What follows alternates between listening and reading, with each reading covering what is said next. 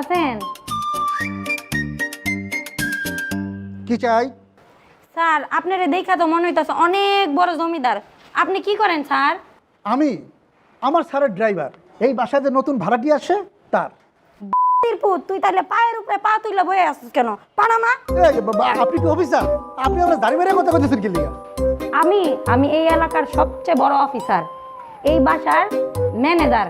এই বাড়ির বাড়িওয়ালা কি খাইবো কেমনে থাকবো সবকিছুই আমি ঠিক করি, বুঝছস? এই আপনি কি হাউস ম্যানেজার না কামের ছেড়ি? দেখকে তো মনে হইতেছে আপনি কামের ছেড়ি। আর বাপ সাহেব এমন লইতেছেন মনে হয় আপনি ম্যাজিস্ট্রেট। আরে বাপ রে বাপ, আইসি আমার বেগম সাহেবা, হ্যাঁ সামনে পায়ের পর 5 লাখ বন্ধ যাইব না।